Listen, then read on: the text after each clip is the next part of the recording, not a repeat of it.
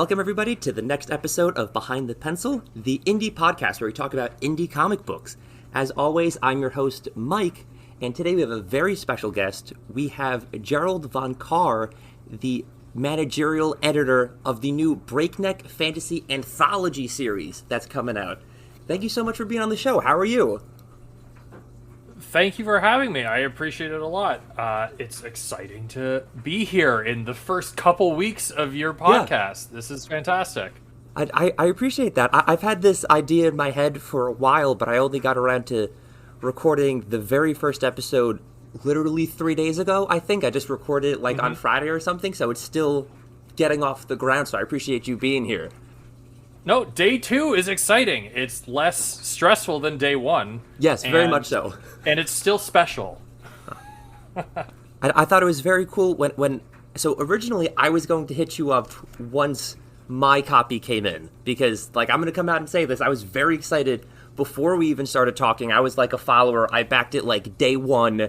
And when I got my copy, I was going to hit you up about being on the show, but you had a tweet saying any podcasts want me as a guest. So I invited you on, and I was like, hey, I don't even have an episode recorded yet. If you want to hold off and see what you're getting into, totally acceptable. And you're like, no, I'm down. I'll jump on. Whatever works.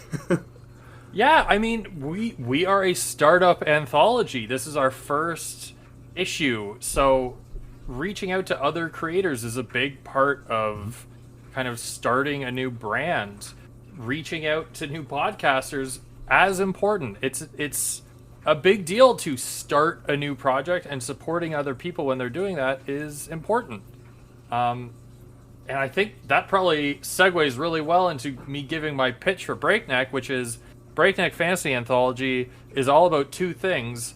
The first one is action-packed sword and sorcery short stories. We do 6-page stories of monsters, murder, mayhem, magic, and muscle. And the other thing we do is we are targeting brand new creators to highlight them and get them their first publishing credits, because it is so hard to break into even indie comics. It's an expensive process for writers to just get their first things produced is really difficult. And for artists to make that break from just posting little things online to seeing it in print can also be a big change. So that's our goal. Bring up new creators. Fantastic. I totally love the idea of a whole bunch of up-and-coming and indie artists helping other up-and-coming indie artists. Just that sense of community, I think, is fantastic. And it doesn't matter, it could be indie comics or indie podcasts. There's an indie TV program if they have those. I don't know. I just think the idea of people who share a passion helping everyone come up together is just something so great about that. And I think that's really well represented in the anthology here. Well, thank you very much. That is totally our goal.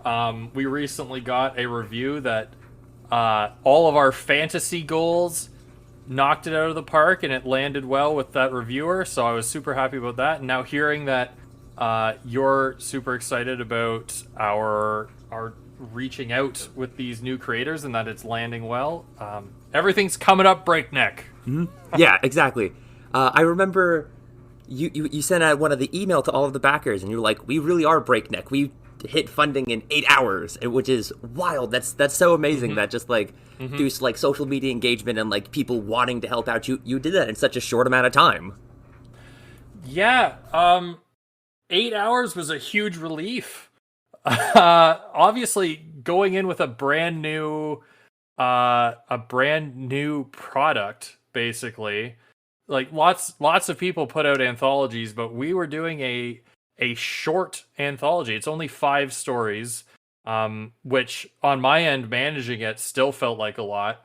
But most people do a 200-page anthology with 40 creators in it, because a lot of the wisdom around it is put out one of those every year, and you can generate a lot of interest. Well, Ignacio DeMeglio, who is my assistant editor and the artist on the story I have in Breakneck, we decided we want to do more anthologies with shorter time between them. So 5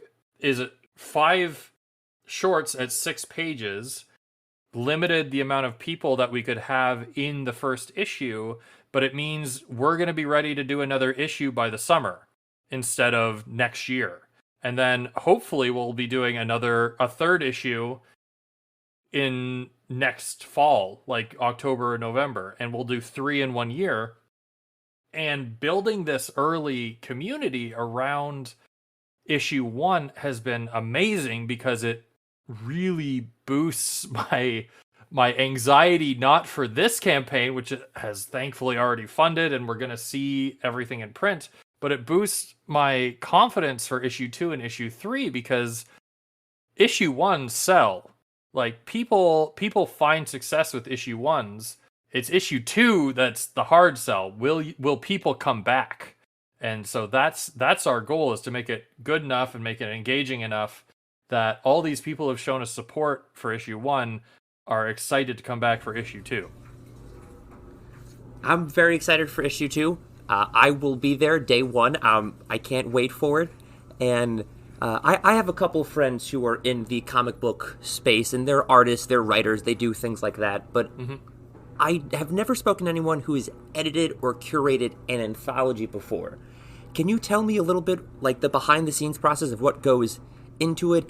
How did you find the people who want to contribute to this? How did you pick which stories are going where? There's just so much that goes into making the anthology that you don't necessarily have to deal with when you're making, like, a single or a one-off comic, and I don't even know where to begin how someone would start to bring all of that together. So, I can run you through the timeline here. In early August of last year, I had been speaking with Ignacio and my good friend Chris Moses of Red Sea Comics, who also has a short in our issue number 1. We'd been talking a long time about doing different comics projects. I've done editing for Chris before. I've worked on little things with Ignacio, but we were looking for something that we could do together formally. And so beginning of August, I said, I want to do an anthology, and I don't want to do an anthology of just my stuff. I want to reach out to all these people who I've been talking with on comic book collabs, the subreddit, the people on Twitter who I see, the communities of the creators who I've been listening to. Matt Garvey on YouTube has been doing it for about a year and a half. A YouTube channel fully about just starting and breaking into indie comics. The community around Jim Zub and his amazing work, the community that built out of Comics School, started by Gail Simone. There's a ton of people who want to do comics, but like I said, it's hard to find those ways to break in. And so I said, if not me, then who? I reached out to Ignacio immediately. He was in more than I thought he would be. I thought he would just want to do some art with me, but he said, no, I want to help. I want to help with the editing process. I want to help with the organizational stuff here. And so he jumped in. We had a short story for us to do, and then we were looking for 4 more people. So I wanted to make sure people knew before I started reaching out that this was a legitimate project. It is risky sometimes to join a new production of anything, whether that's in comics or a live stream or whatever it is. It can be risky if you are investing time and effort into it. So the first thing I did was look for someone to do a cover and look for someone to do a logo, so that when I start seeking people out, seeking out creators, they will know I have invested into this already. I put up my own money for the cover, and I was super blessed to get Francesco de la Serva, an artist who kind of only lives on Instagram right now, but he did our cover A, and he got it back to me. an absolutely stunning piece of just fantasy genre goodness, right? Because we didn't even have characters to base it around. I just said, you do cool art. I'm looking for black and white, and I'm looking for your style. Do whatever you want. Here, just tell me what your rate is. And he smashed it out of the park. Um, and then I got the Breakneck Fantasy Anthology logo, and I was set to go. So I posted online uh, almost entirely. Twitter, hitting up the hashtag comic school hashtag, I guess. Going to the comic school Discord and other creator Discords that I had joined over time, and then Reddit brought in a lot of eyeballs from the subreddit comic book collabs. There are a lot of people out there who are looking for those first places to publish. So I opened it at the beginning of September, closed it in the middle of October, and by that time we had 50 people or 50 projects, way more than 50 people that had applied. And we had a whole range of different kinds of submissions. Some of them were great comics that weren't fantasy. And so I had to say, thank you, I love what you've done here, but it doesn't fit our theme. There were other people who had great theme, but they weren't hitting the story beats necessary, or they were pitching me way less or way more than what I'd asked for. I was very clear about 6 pages, 6-page finished stories, like beginning, middle, end. And they weren't pitching me those, so I had to say thank you, but I'm going to pass for this reason or this reason. And then it got down to a whole bunch of stories that fit the brief, fit the theme, were in the right categories, and they did everything right. And Ignacio and I basically had to go through and say, here's 30, 35, 40, I can't remember exactly how many it was at that point, but here's 35, say, comic creators, and we're looking for 4 slots for issue 1, because five in the issue, Ignacio and I are 1, because we want to be able to make a little bit of money out of this ourselves for all the time investment. We're filling 4 spots, and I had already kind of half promised a spot to Chris Moses, who I mentioned earlier. So really, you're looking for 3 spots at this point. Really, I'm looking for 3 spots, because I know, like, I do so much editing for Chris. I know he's gonna produce a great script, and he's also really, really good at finding excellent artists. So I was fairly certain he was going to produce something we would want in there. And When I Freeze Hell Over ended up being exactly that. It's the leading story. Yeah, that's how kind of we got here. And now with issue 1 having done so well, and we're continuing to go, we're only halfway through the campaign, and we're working towards 300% funded, which is fantastic. Now we're looking at preparing for issue 3 at the end of the year, and having that ready to go. So I'll be opening up submissions again in all those same places for probably March and April. We'll have those open while I'm preparing all the fulfillment stuff here on the back end with issue 1, and we're preparing the comics for issue 2. Because once this train gets rolling, we got to keep it rolling, or else we'll lose momentum. So yeah, if creators are out there listening, we're going to be open March and April, and the most important thing to do is just read the brief, right? We are sword and sorcery fantasy, 6 pages in black and white. After that, we're not scary. You send me an email with your submission. I try and make sure I reply to every single person who submits, making sure they know that it's been received. And then I also, at the end of the submissions process, I did it for the first time. I'm hoping to do it for the second time now that I've had some time to emotionally recover from it. But I try and give feedback to everyone, because I'm an indie creator. I understand how hard it is, not just to hear no, but to hear no and not know why. so giving those even just a couple sentences of feedback to say, uh, no, sometimes it can be harsh, and no, the quality of the art wasn't really up to par. Or no, I think you've missed a beat in the story that's really important and we don't have it. It could be any sort of thing like that that holds you back, and hearing about it can be as important as fixing it, right? Oh, definitely. And you giving feedback, that brings up a great point, because looking through this, I was thinking it's difficult enough to write a story that has a beginning, middle, and an end. It's even another challenge for you to come up with a complete story in only 6 pages. If you think about it, a lot of fantasy novels, they're door stoppers. There's 500, 600, 700 pages, and they go through a whole story, and there are 13 books in a series to tell the complete story.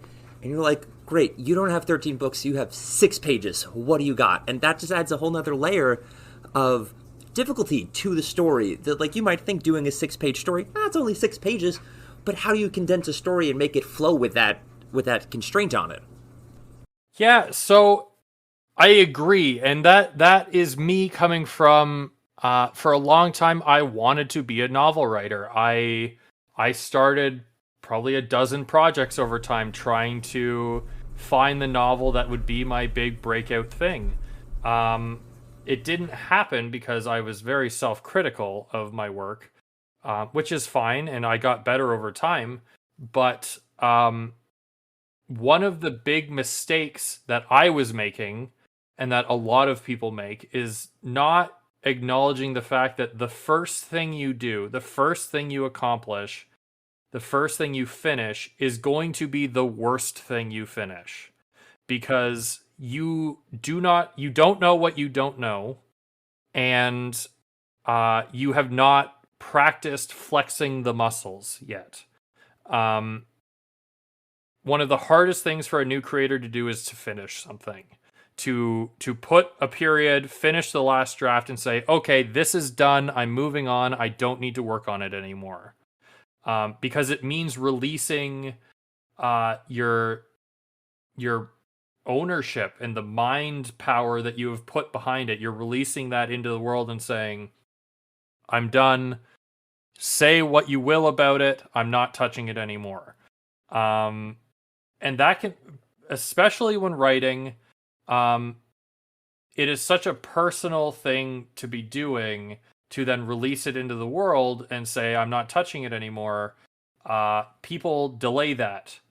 And that's where they spend the next 2 years not moving on to another project, not getting to practice finishing something, not getting to just be a creator instead of a hobbyist, basically. Creators finish things. They start creating and they finish creating. Hobbyists tinker. They play with it for a long time. And there's nothing wrong with being a hobbyist. And a hobbyist can tinker with a story for 10 or 15 years and then release it, and then people love it and it's been amazing. But it took them 10 or 15 years to do that, and now their next thing is going to probably take another 10 or 15 years. Because that was the process that worked for them. So 6 pages is a little longer than the short that a lot of professional creators suggest people start with. A lot of the times people talk about 4-page, what's called a future shock, which is kind of relating back to 2000 AD. The UK British comics magazine, they have traditionally brought on fresh talent to put future shocks into their books, which are 4-page, must have a twist on every page stories. They don't have to be super in depth. They don't have to have a huge lore behind them, but they need to tell an emotional story with action beats in 4 pages. Part of me feels weak in saying 6 pages for our anthology, because that's an extra 2 pages where you can kind of durdle a little bit. You can throw in a little bit more of that lore building. But each of our creative teams have finished a story. It's done. They don't have to do any more with it unless they want to, and it is being published. And it's the same for me. Ignacio and I have worked on other things before that didn't finish. A 9-page story, a fan thing here, character designs over here. None of them finished because we didn't have a deadline. We didn't have a product that we were aiming to put out. Now we do. It's 6 pages, Crypt Sisters, in the back of Breakneck Fantasy Anthology. Hitting those emotional beats can be hard, but it's practice. It is working the muscle of story to get that tight intro, get those twists into the middle, make sure there's conflict, sure there's emotion, and then have a resolution that is both surprising, but also that the reader can feel good about, whether it's an upper story or a downer story. Yeah, it's all about practice with these 6-page releases. Going in and trying to write your 20-issue comic book series as the first thing you do, it's going to be a hard sell because you don't know what you don't know, and you don't know how to finish. Oh, and that makes a lot of sense, and that's something that I never thought of. Just like, I only recently got into anthologies. The very first episode we did, I spoke to another artist who was involved with an anthology, and the only reason he told me about that was because I told him I started reading the old Tales from the Crypt anthology, and I forget the name of it, but they also had a fantasy and a sci-fi anthology series, like EC Comics, coming out at the same time, and I didn't want to commit to, great, this is a 100-issue arc, it's been going on for 6 years, I'd rather just like read something just like quick and tell short, concise stories. So I've been reading a lot of anthologies recently, and I have a newfound respect for artists who can tell such wonderful stories in only 6 or 8 or even 4 pages. But then, yeah, one of the cool things about your anthology is, so they all have the overarching connective tissue of being fantasy, but they all have such a unique feel to it. Like the very first comic we have, When I Freeze Hell Over, it tells a fun story of a witch and a dude who turns into a crow, but it has like modern English. It's not like that old, it's not the way Thor speaks. I think it's funny how this witch is, they're probably both hundreds of years old, but one's calling one a zoomer, one's calling one a boomer. And then you go on a couple stories after that, and you have an almost Jack and the Beanstalk style cartoon. This looks like something I'd watch Saturday morning growing up, and they're totally different, but they all work together. Yeah, it was a big goal of ours to kind of spread around not just the tone of the story, but also the art styles that we were using and the subgenres that we were playing in. Breakneck is at its heart a sword and sorcery anthology. We want action. We want high speed events that are going on. That's why we called it Breakneck. But within fantasy, there's so many subgenres that you can play in, and we want to highlight stories that are doing different things.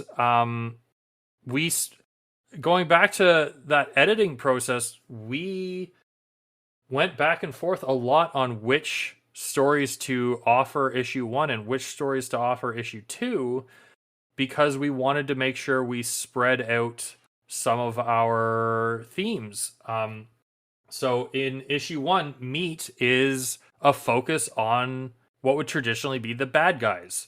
Orcs and orc rivalry between brothers is a brutal thing. And so we planned our other evil-centric story for issue 2. We didn't want to overload either issue with 2 bad guy-centered stories, and we also didn't want to remove the idea of the bad guy as a character from either issue either. And then I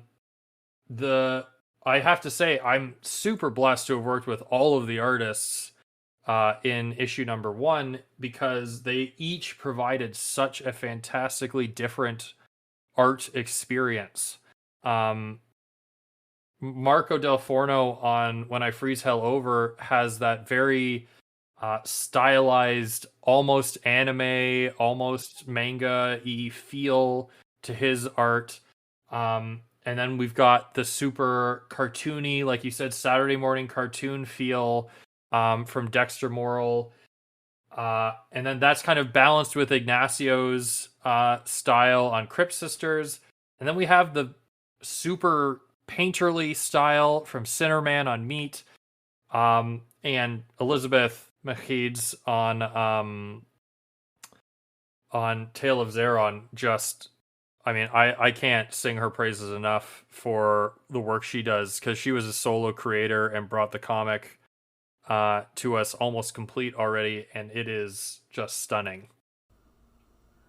Yeah, going back through and looking at them, the art styles are so varied, but like I said, they all fit together. And let me see, I want to make sure I get this name right, because she did a phenomenal job. Like you said, Elizabeth, going through this, out of the 5 stories, I think that one was my favorite out of them. And then looking at it and knowing that the artist both wrote it and did the art for it, where a lot of the other stories, it was a team or collaborators doing that. I think the fact that she was able to do it all on the one was absolutely amazing. And what's interesting about it is there's a couple stories that, yes, they tell the complete story in 6 pages, but it leaves you wanting more, and a lot of them leave the door open for more.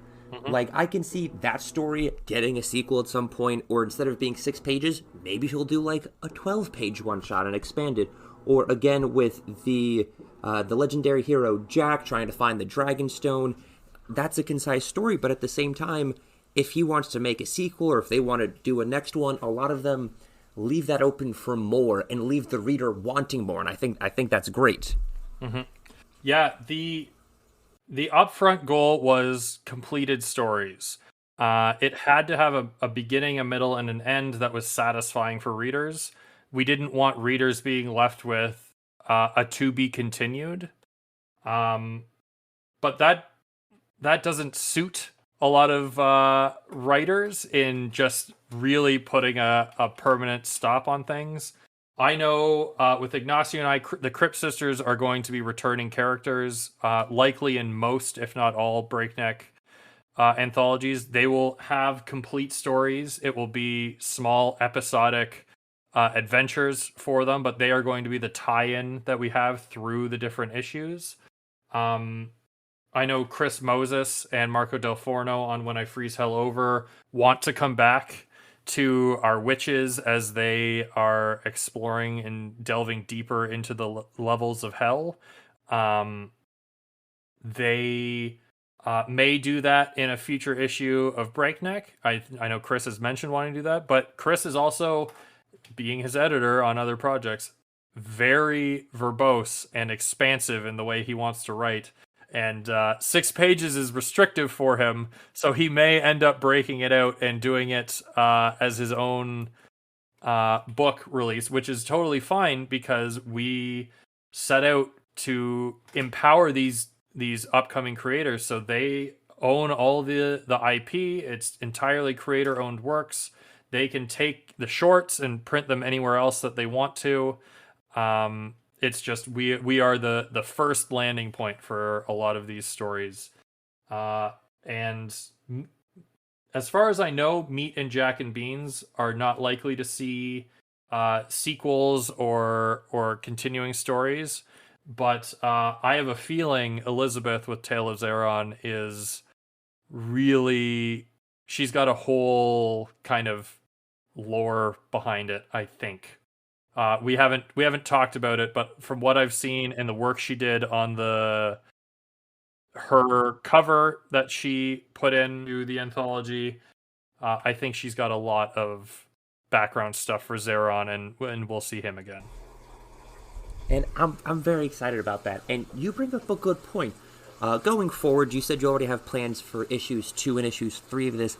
How do you plan on balancing bringing in new talent and bringing back returning talent to finish the stories that they've started. Do you have a plan for that? Is there any idea of how you want to handle the two different groups of artists and creators coming together? Yeah, so it will. Now that we've hit a certain quality of product, which I'm really happy with, we want to maintain that. We don't want to see a degradation of quality. When I say in my social media posts and stuff, we have some of the best up and coming creators, I really mean that. And we want to maintain some of that. So it will be a balance of bringing in new talent and giving these folks the chance to return. I would happily work with any of these people again. And it's kind of going to be an open call out to new creators to say, send me your shorts, send me your ideas. If you meet the quality that we are looking for, I'm happy to bring you into the family. I can no longer promise which issue it will happen in. Now that we have 1 and 2 kind of prepared, the next open submission call will be for issues 3+. Because the other interesting thing, now that we're seeing some legitimization and we're proving ourselves, is bigger creators, both in the indie space and we've had a couple of nibbles of interest from other people, are looking at Breakneck as a valid place to put out one of their short ideas. And that doesn't mean we want to change away from our goal of getting those new creators in. It just means really balancing and limiting our access that we're giving people. If we can develop a system where we have a headlining creative team, like a splashy name or something to bring prestige, I guess is the word, or to bring notice to the anthology, and then we have 3 stories that are from brand new creators, that would be kind of my dream of being able to connect creators with names, with careers, to these I don't want to say younger in age, but younger in experienced creators, and everyone kind of helping pull each other up. Yeah, that's kind of the dream here. And I think that's amazing. That goes back to what we were talking about earlier about this sense of community and everybody helping build everyone up and everybody coming up together. And I love that about the indie art space. Like I said, it doesn't matter where you are. There's always people wanting to help you, and if they do better and you do better, just the scene does better. And I think that's a great work ethic to have, willing to share that experience and that passion with everybody. So I'm definitely looking forward to the future of Breakneck, to see where it goes. But let's take a break from looking in the future real quick, and let's rewind it. I don't want to say a little bit, let's rewind it all the way. Okay. You said you started off trying to write novels, writing text stories. So it seems like you've been a storyteller for a long time now. Do you remember the first time you felt you had a story to tell, or the first time you tried to put a pen to paper or draw something and get that out there? It's like we have this, which is coming out sometime in the near future, and that's what you're doing now. Where did you get your start? Did you start making funnies? Were you doodling in class? Were you always just like a writer? Did you have a bunch of diaries and notebooks? How did you get started in this field? So I can give you a guaranteed where my first comic was, which was it was my senior year in college, so about 9 years ago now. And I was in a class that was all about the creative process. And it ended up being a fun, fantastic class with a professor. I want to say he was probably in his late 80s. He didn't really care what was going on. He was just there to have fun with some senior students.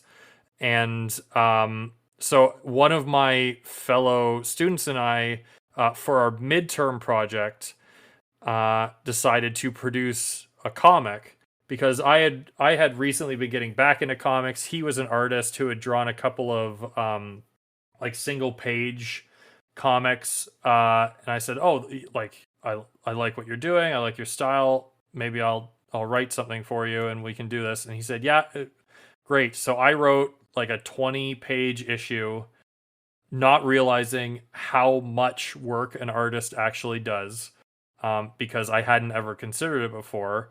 And we handed in like 6 pages of finished work and my script as our finished product.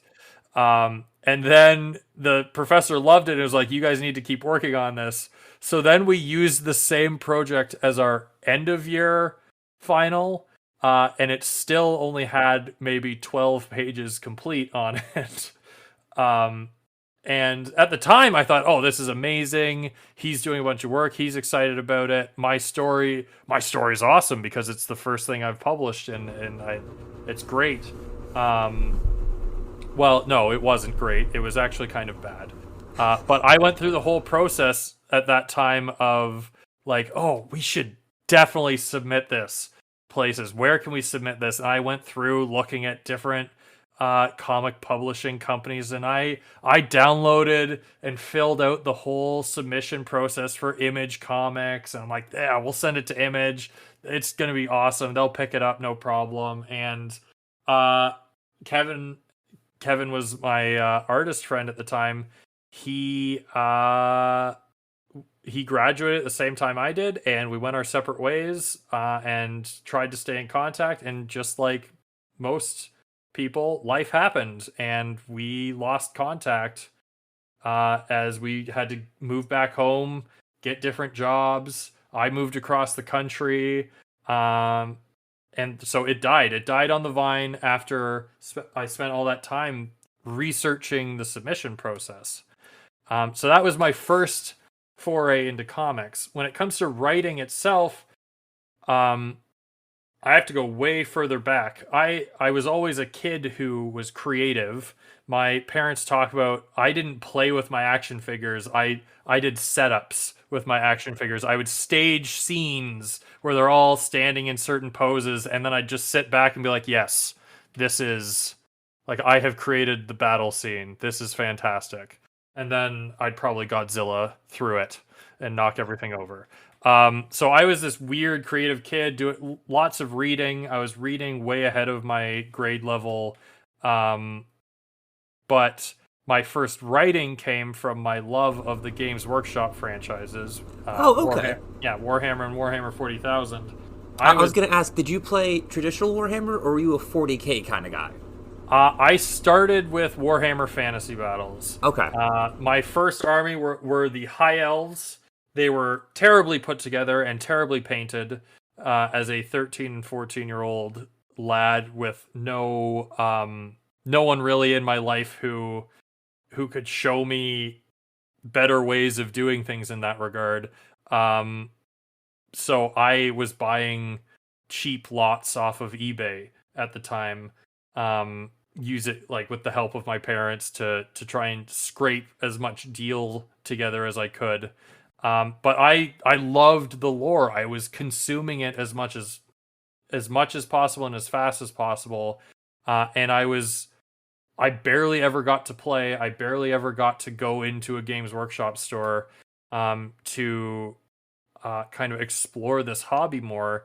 So I delved into online forums, and the official Games Workshop for message board forums at the time, I kind of lived on for the internet for a while. And then I discovered the Black Library, which is their in-house publishing, publishing novels, and at the time they were doing comics as well. And their single message board for the entire publishing house was in that list of Games Workshop message boards. And I went on there one day and I found someone who had started a group story. And it was called a group story at the time because role-playing was against the rules on the Black Library message board. So the idea was you were supposed to write a chapter of this story, and everyone would be writing during the invasion of this Imperium planet. I believe it was by Chaos. So the bad guys invading the good guys, and everyone, you're supposed to be writing stories, and then you're supposed to let someone else write the next chapter before you respond.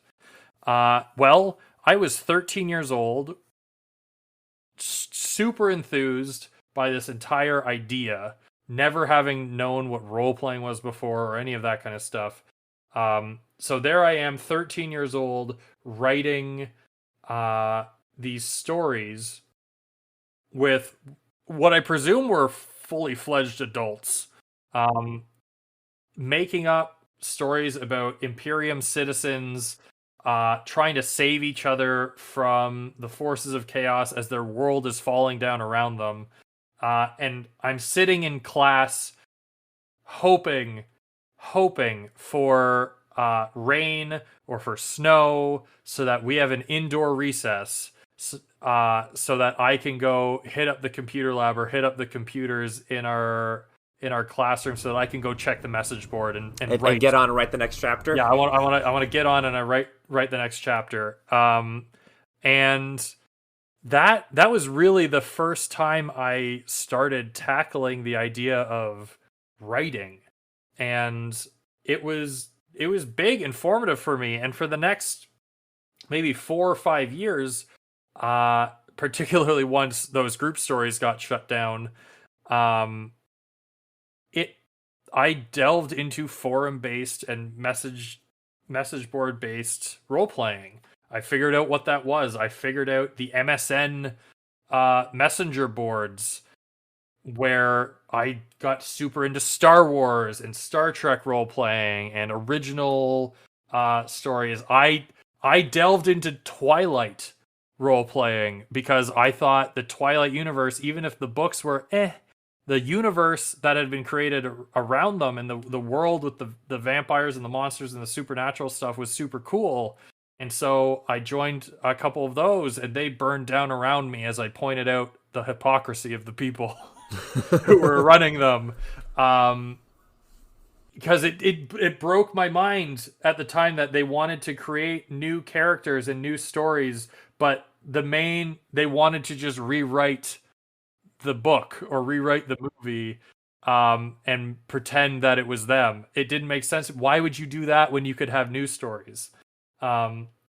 So I was a bit of a troublemaker teen on these message boards where I'm saying, no, let's do something new. Let's do something new. Let's create something new. Let's create new characters. And so that was my core writing experience all the way up through the beginning of university. And even later, after I had started writing movie scripts, and after I'd started writing my first comic script, and after I was writing books, I was still drawn back to that role-playing forum-based interaction because it was immediate feedback. It was immediate response, and being able to interact with people in a way in these creative spaces that as a writer it's hard to find. You can join a writing group and be submitting a chapter every week. That's not the same as writing a 1,000-word role-playing post and then the person you're role-playing with being as excited as you are and writing it back, and then you go back and forth 3 times in a night with this story growing and changing and getting emotionally invested in these characters almost in real time. It's a weird kind of heady experience that I would personally argue has been lost now. It is an artifact of its time in the late 2000s and early 2010s that you don't really see online anymore. Yeah, that whole idea of like what I'd call forum culture just isn't there anymore. People have like moved away from forums, and that's not how people communicate online anymore. And you're right. There's like, it's an artifact. Like you can look back on and be like, yes, I remember this time period of internet history when this was popular, when I used to do this. And they just, everybody moved on to Discord now. It's just like, it's similar but different. And I don't know if that would work the same way doing a role play like that over text with Discord, just because I know the Discords that I'm in, there's so many people. I get halfway through what I'm typing, someone's already changed the topic. I don't think it would flow very well. Yep. I to this day I still remain good friends with one of the people I would roleplay with, and she is constantly wanting me to jump back in. So when I was feeling some of my most stressed during this whole process, we started role playing again just so that I could spend a half hour um, decompressing and just get words out of my head so that I could decompress and jump back into whatever else I needed to be working on. Um, and we're doing it through Discord, and it just doesn't have the same feel. Um, I I blame social media's rise, like Facebook and Twitter and Instagram and all that kind of stuff, even Skype and Discord to a certain extent, for the fall of the message board, because it has built an expectation of immediate response where immediacy is not always possible, particularly for better thought out or longer questions, and producing content that isn't just 140 characters, or I guess Twitter's 280 or whatever now. But that idea of longer form communication with each other online, if you go on Twitter, you're doing it in 18 posts for a thread, right? And you're either extremely engaging because it's a hot button issue, or you are kind of a kook who's not talking succinctly enough, and so no one's going to read the whole thing. If you post a massive post on Facebook, no one's going to read it. They figure whatever you're posting is not worth the time to read it because it's on Facebook. So it's, I don't know. I miss those days, but also it's pushing me into these new spaces that are a little more legitimized, like self-publishing. So I can't miss it too much. Another aspect, which I don't know if you feel the same way, but back in high school, I was an avid reader. Just like there's a library across the street from my high school, so once a week I would go take out a stack of books, and I used to have to commute on a train and a bus to school, and I wasn't allowed. My high school was funny. If a teacher saw you going to school on the train and you had like an iPod with headphones in, even if you weren't on school grounds, the teacher would give you detention. So like I wasn't allowed to bring like headphones on the subway, so I was always reading on the subway. And then when I got to college, I got busy and I got Netflix. So then when I was done my day at school, I didn't want to sit down and read. I would just binge Netflix. And I kind of got off of reading. I stopped reading for years. And I only recently got back into it, I want to say last summer, when I discovered audiobooks. So I took about a 6-year break, maybe a 7-year break from reading, and I'm trying to get back into it. And I've been doing audiobooks for the last year and a half, and I've realized that there's so many sci-fi and fantasy books that I've been missing that I just haven't experienced. The first audiobook I did was Dune. And then I binged all of the Brandon Sanderson audiobooks, and now I'm trying to get through the Wheel of Time, and there's just, we were talking about that a little bit beforehand, and there's just so much good storytelling out there, and I feel like I don't have enough time for it. So I'm in the middle of Wheel of Time 5 right now. I believe it's called The Fire of something, but when... Fires of Heaven, right? Yes, The Fires of Heaven. There we go. But seeing as how we have similar interests in books, when I'm done The Fires of Heaven, what are you reading? What would you recommend? Like, what should I get into next?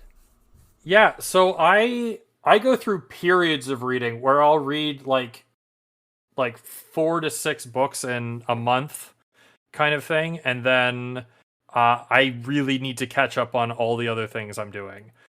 Because when I start a book, I'm a fast reader. I will consume it very quickly. And part of that is spending way too much time reading. So I have read all of Wheel of Time. I actually own all of them in hardcover because I love that series so much. It is tough for me to break into new stories sometimes only because I don't have room on my bookshelves for them. I wish I could be happy with going to the library. I was a big library kid. I loved going to the library up until I got my first job, and then after my first job, I had money, and so I could buy books for myself. And yeah, I wish I could be happy with the library as my place. I would save money that way. Um, so in the back of Breakneck, I do a page called the Town Crier, where I'm kind of thanking people and shouting out people that you should check out. And I have an Appendix M, which is an idea from Dungeons and Dragons books, where they shout out the things that have been influential to them, and the tropes and themes and where those come from, things that could inspire you as a creator or as a dungeon master or as a player. And so I put 3 books in there that I think in the last maybe 4 or 5 years have been really influential, both in the way I think about fantasy and the way I interact with it. The first one is The Red Knight. And let's see if I get this right. You probably have it in front of you. The Red Knight by Miles Cameron. Yep. It says the Traitor's Sun cycle, but it mentions the yes. Red Knight. Is Red Knight book 1? Yes, the Red Knight is book 1. Now I'm opening up the page on my computer so that I don't get any of these author names wrong. I am terrible with names sometimes. Yeah, so the Traitor's Sun cycle by Miles Cameron. It is headed by the lead, or the first book, The Red Knight. And it is kind of a traditional medieval knight thing that twists throughout the series, because it is not about a knight on a quest. It is about kind of the dangers between civilization and the wild. In this case, the wild with a capital W. And that those forces resisting each other, and sometimes subverting their own power from within. And then the influences that can happen in a magical world that can cause them to fight harder or ally with each other against greater threats. It is, well, I say it in my little breakdown, it is a true epic. It is high fantasy. It is everything you might want out of a fantasy world, with that traditional Western feeling to it. It is very much not trying to borrow too much from other cultures. It's not trying to stereotype other cultures in any way. It knows what it is, and it is kind of reveling in that high traditional fantasy feeling. So yeah, that's, if you want a big series, that is kind of my fresh series that I would talk with people. If you want something shorter to dive into, it is absolutely Kings of the Wild from Nicholas Eames. That book is, if you like the idea of Dungeons and Dragons, if you like the idea of a gritty but fun reading experience that you see a lot of, not tropes, but maybe subversion of tropes, or playing tropes out in new and interesting ways, this is an amazing book, because it is making fun of both the classic quote unquote adventuring party, both of traditional pulp fiction but also of Dungeons and Dragons, but they're stylized as a retired band of mercenaries who are getting back together for one last tour.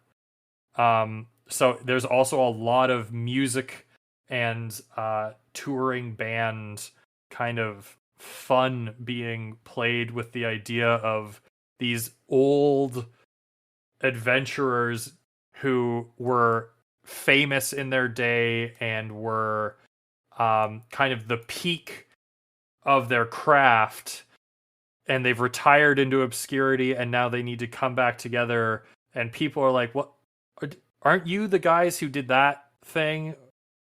You're like really old now. And like the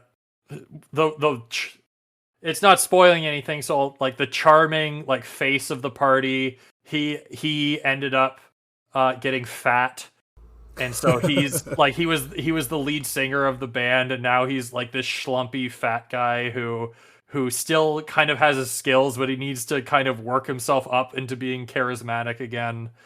I don't. It's just a blast through and through, and they take. Nicholas Eames takes Kings of the Wild, and then he subverts that idea again by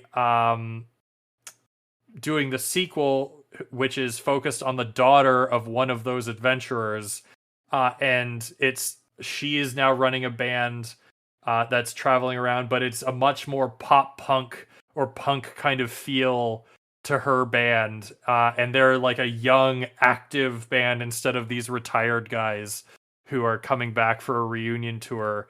And for all that I'm talking about, the jokes and the silliness and subverting these tropes, they are also extremely poignant in their emotion and their ability to touch a reader and hook you into the characters and the emotional turmoil that's going on with them. So yeah, Nicholas Eames and Miles Cameron from the Trader Sun cycle, both of those are the books I would, from the last 5 or 6 years, that I would absolutely say people should read.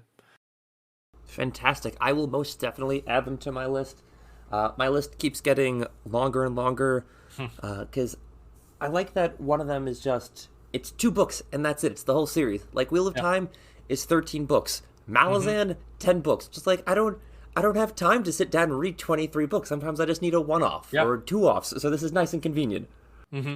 Yeah, I love, like I said, I love the Wheel of Time. I own all of them, including the prequel in hardcover. I own multiple of them also in softcover because I've just picked them up here and there when I see them for $1 at a used bookstore or something. It is a time commitment to get into it. It is the kind of series that you need to be a real fantasy person to not to appreciate, but to consume in the way that you can finish them in longer than 1 book per year or less than 1 book per year, or else you'll forget about the reference that's being made in book 7 to a character you haven't seen since book 4. I was talking to a friend, and he said he got to either book 4 or 5 and then had to stop because he took a break between reading the last one. I was like, I don't remember who any of these 30 characters are. I don't know the difference between this kingdom and that town. It's like, it's not worth it. So he stopped, and I'm trying to balance. I'll read like 1 or 2 and then do another book in the middle because I don't want. I'm afraid if I read them all back to back, I'm going to get burnt out. And by the end of it, I'm like, I'm not going to enjoy it. So I'm trying to balance binging them, reading enough back to back that I remember it, and then taking a small enough break and coming back to it that I don't forget anything. Because you're right, it is a commitment. I think it's 14 books, and then you had that prequel that you mentioned, or 13 in the prequel. It's a lot. Yeah, it is a lot. One thing to remember is that when they were being published, there were years in between those releases. They weren't. It wasn't a story meant to be binged, right? So I have a very good friend of mine who has reread that series maybe 3 or 4 times. I've reread the first book a few times. The Eye of the World is one of my favorite books. I think it is extremely well crafted in how it introduces you to the world and to the characters and to the coming larger conflict and that kind of stuff. So I've reread that multiple times. I have only read particularly some of the middle books once, maybe twice, because it is such a time investment. even though I love them so much. Um, the and you mentioned Brandon Sanderson. His newest series, starting with the Way of Kings. I'm blanking on what the overall Stormlight Archive. Stormlight Archive. That's it. Those are gonna end up being the same way, where it's gonna be a long series, and I've read the Way of Kings probably 2 or 3 times since it first came out now. I'm going to say 2.5 times because I'm pretty sure I just read one character's story in the Way of Kings. One time I went through it. So it's these mega fantasy novels are an emotional commitment, even more than a time commitment, because you're buying into it, and then if it's an actively being published series, you're investing years of waiting. Yeah, exactly. Don't talk to me about George R. R. Martin, because I have thoughts on him and his waiting time between books. There's prodigious publishers like Brandon Sanderson who can put out a major fantasy novel every year and a half, and other stuff in between. And then there's people like him and the King Killer Chronicles. Patrick Rothfuss? Yes. Something like yeah. He jokes that every time someone asks him if he's working on it, he puts off working on it some more. But like that kind of goes back to what I was saying in practicing finishing things.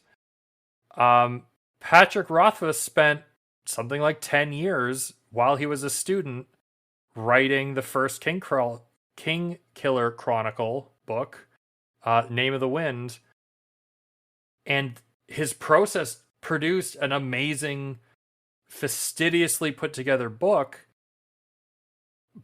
But there's a reason why the second one took so long, and there's a reason why the third one took so long, and it's that he isn't practiced at being fast. He is practiced at being fastidious. And I can't fault him. The book is amazing, and he's made his career on it, and he gives back to so many different communities based on it. But fans burn out on waiting. Mm-hmm. That's actually why I haven't started the series yet. I know I was just saying sometimes I just want a 2-book series, and he only has 2 books out right now.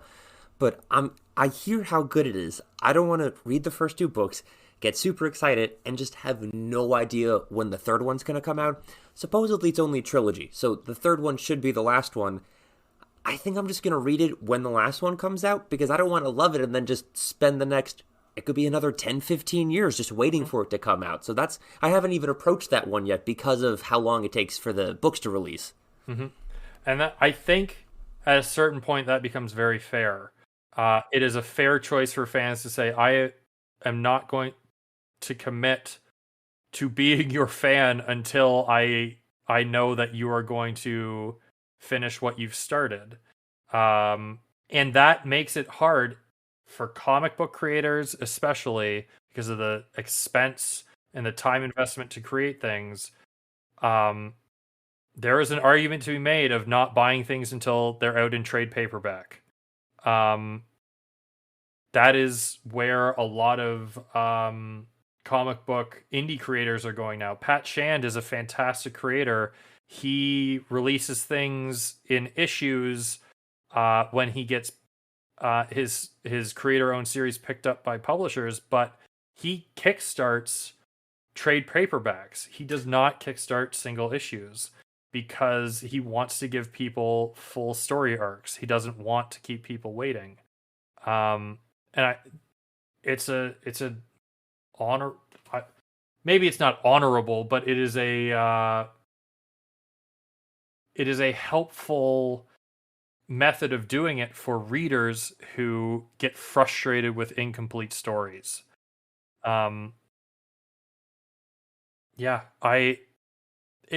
that's part of our culture now too. Is we binge Netflix, we binge Amazon Prime, we binge these seasons, And so we're getting spoiled on the content end, where miniseries are going deeper into characters, deeper into events.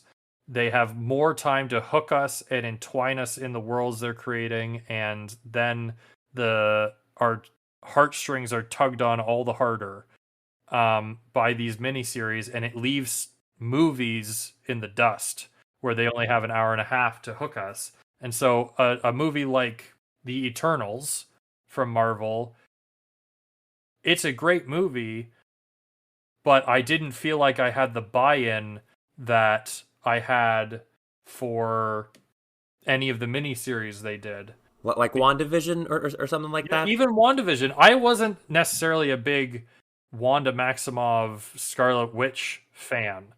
Um, I, to be fair, I bought into the retro TV show thing. Some That was people what I did, liked. yeah. Some people, particularly if they didn't grow up seeing those on television or seeing those reruns on television, they didn't buy into it so much, which is fine.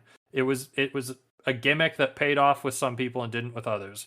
But I fully bought into the world of WandaVision because of the time investment that was able to be made into the not just Wanda but the other characters around her and the new characters. Whereas the Eternals, I can only name some of the cast based on who their actors were because the characters didn't have the time investment. So Angelina Jolie was awesome. I think she was Athena. I think that was like Rob Stark. I call it. I can't remember that guy's actor name. He's just Rob Stark, and he was in the Eternals, but he was Rob Stark to me.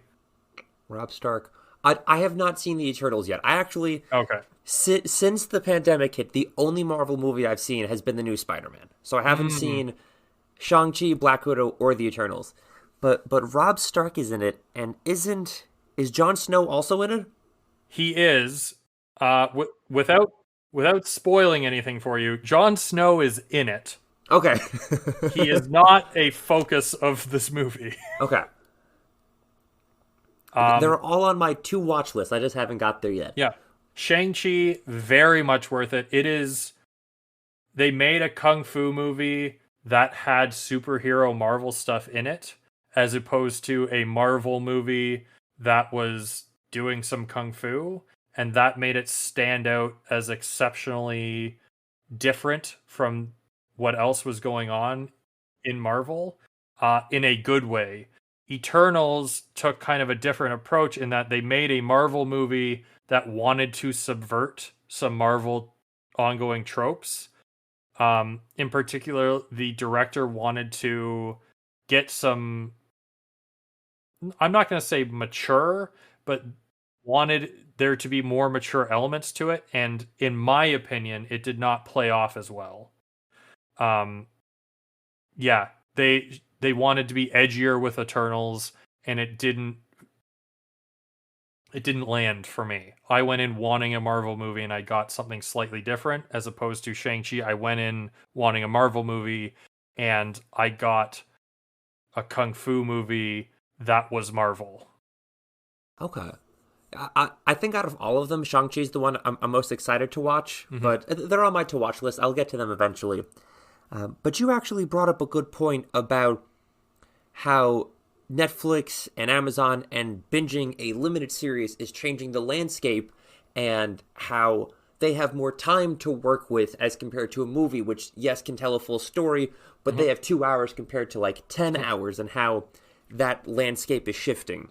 Hmm. If you had to, argument's sake, if comic books never existed and you had to shift what you wanted to do in your storytelling method, you mentioned that you were writing novels. You also mentioned that you were writing scripts at some point. If comic books never existed, what medium would you want to work in instead?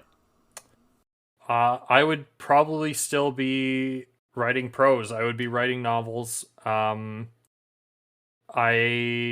have several projects that have promise, Probably, I would still be pushing on a young adult, urban fantasy kind of story, looking to break in with that, and then shifting into a heavier fantasy story. I don't know, lots of ideas.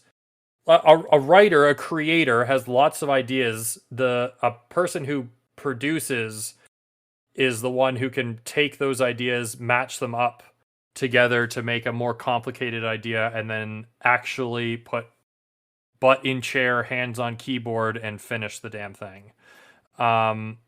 So I would get there eventually with a prose novel, and likely I will go back to a couple of those ideas, whether it's in a comic format or it's back to prose when I feel like I have the time. But yeah, I would be writing novels. Very nice. Okay, I know you mentioned two different styles of writing, and I was curious which one you would go back to. Don't get me wrong, I love the idea of film and TV. I would do terrible things to people if I was given the chance to produce an animated Wheel of Time. I think the Wheel of Time needs to be animated because of the length of production process and the what is involved with the series. It would just play better as animated compared to the recent live Like the action Amazon one. series, yeah. Yeah. I from the moment it got announced, I did not believe it would be able to do what I would want from the series. Yeah, I would, like I said, I do terrible things to be able to be the producer of that kind of a show. But I don't have any background in it. I was not a kid who made movies or home movies. I did not grow up with acting and that kind of stuff, so I never had the in with the drama club. I was a music kid, so I didn't develop those muscles and skills to want to be doing scripts. I just kind of played with them. I was a hobbyist about them. Gotcha. Thank you. So I'm looking at my notes, and I have two more questions for you. And this Sure. next one, there's a little bit of a setup, so you're gonna have to roll with me on this one, okay? Okay. Imagine you start a comic book club. It like meets once a week. You get together. It's just you and a group of people, and you just discuss what comic books you read that week. But then the other members of the club, they start getting obsessed. They start getting infatuated, and it goes from a club, and it turns into a cult. So now you, against your will, you're now a cult leader of this group, and they insist on calling you master, and they insist on being called minions, and they give you a top hat and a cape and a monocle, and they go, you have to wear this, and just like, so you show up in a top hat and a monocle and a cape everywhere you go. And your birthday's coming up. And these minions are like, master, we need to get you a birthday present. We're going to break into every Walmart, every Target, every Best Buy. We're going to hack in everybody's Amazon account, and we're going to buy every single copy of this movie so you can own the entirety of the world's collection of your favorite movie. What is your favorite movie? What would you tell the other cult members to steal for you? Oh, that is. First of all, that was a roller coaster. I thought you were going to go with just what product are we going to steal from all these places. And I was going to say magic cards, no matter what. But then you pivoted to these movies. And here's the problem. If I'm the only one who owns any copies of this movie, I can't talk about the movie to anyone. Okay. So it's gonna be a difficult thing to narrow down of what movie I want to own every single copy of. Oh.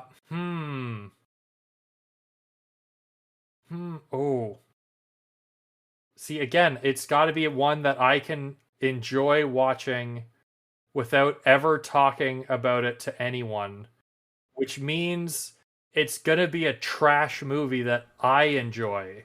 Okay. And probably embarrassed to admit that I watch. So I'm gonna go with Bring It On. Okay. The cheerleader, The cheerleader movie, yeah. super corny, like Kirsten Dunst and Eliza Dushku. Yeah, I'm gonna own from my minions and my cult. They're gonna give me every single copy of Bring It On in the world. Okay, fantastic. What a wonderful answer. So going through this, I have one question left, and I'm going to ask this to everybody who comes on the show, because everybody who comes on the show is working in the industry, they're working in the field, and like I mentioned, how we all got to help each other out. If there's someone who's listening to this, and tomorrow they want to start their own comic, they want to start writing, they want to start drawing, they want to tell a story, what's one bit of advice you would give them? My first and only piece of advice, if I could only give one thing to a brand new creator, is start short to build the muscles. I know I've said this a few times in the interview, but you don't know what you don't know. And practicing finishing something, practicing putting that last period on it, and then being able to practice drafting and going back and rewriting things to make them better. That all leads to just getting better at your craft. People talk about craft, and new creators, new actors, new whoever say like, oh, what is this? Learn the craft, do the work. It sounds so nebulous. What it really means is practicing. Practicing is all about building muscle. Just like if you're working out and you're trying to get that bicep larger, just like if you're trying to build a skill for a sport, you need to practice your creative outlets. If I wanted to get into pottery, my first pot or bowl or cup or mug, whatever I'm making, is probably going to look a little lumpy, be a little misshapen, and might have a hole in it somewhere. My first story, I should not expect to be amazing. There will be plot holes in it. The characters might be unlikable. My dialogue might sound weird when I say it in my own head. The beauty about writing is that you can refine it, you can draft it, you can ask for advice from other people. You just need to finish it so that you can get other people to look at it, or so that you can look at it yourself in a day, in a week, in a month, and actually make a judgment call about where you're at and whether you should move on to another project which is going to do better for you, or if this is a project that you want to invest more time in. Phenomenal answer. Thank you so much. I'm not in the field myself. I'm field adjacent. I have friends who are in the comic industry and in the comic world. It's always fascinating to see what their advice that they would give to someone like me or someone who wants to start and do their own comic. So very well thought out, very well spoken. Thank you for that. And I'm looking at this, and is there anything else you want to talk about? Anything else you want to bring up?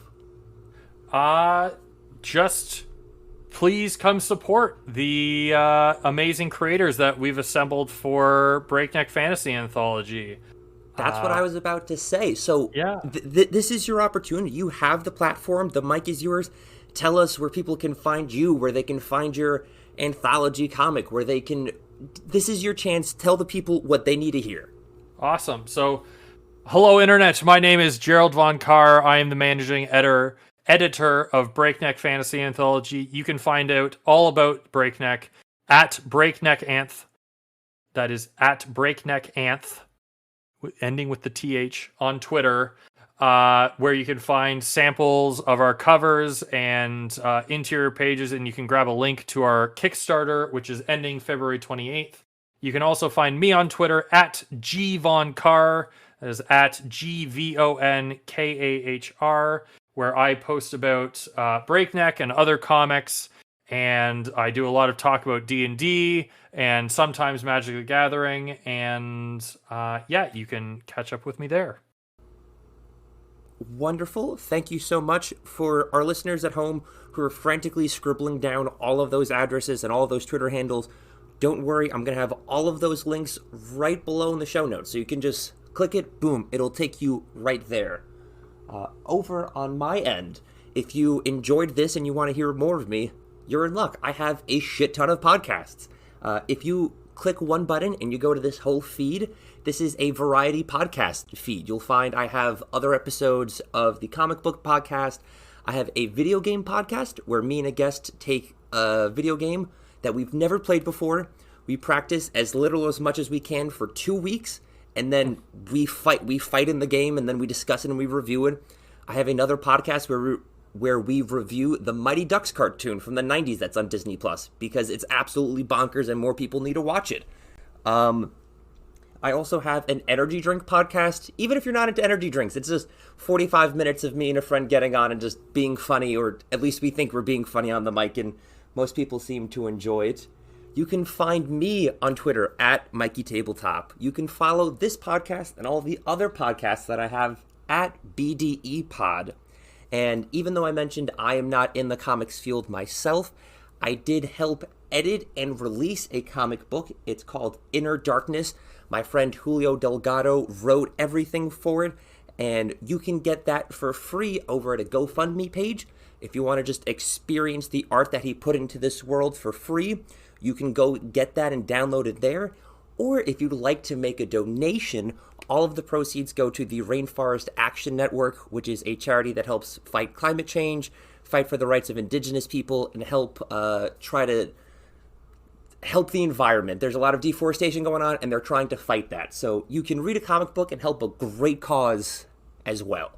And that's all I have. I just want to say thank you so much for being on the show. I know we talked about this a little bit earlier, but it really means a lot to have someone agree to come on without even listening to the show, just because you're an indie comic person, I'm an indie podcast person. You just want to help indie art, and I think that's so cool. So thank you very much for this. You're welcome. It's been a blast. I feel like I did a little more ranting than I should have, but that's perfect. That's what this is for. This is a chance for you to just come on and rant, go wild. This is your opportunity. Well, I really appreciate the opportunity to come on and reach your budding young audience, and we can see how things have progressed in a few months when I'm doing the tour around for Breakneck #2. Breakneck #2, you can come on. Ignacio can come on. If you want to just tell the other people you're working with, I can do a whole month where just every episode I'm just plugging your comic book. I'm not doing anything. I'm down for that. I may hold you to that, so let's see how things go. I will be here. All right. Great. Thank you so much. Thank you so much to the listeners, and we will catch you next time.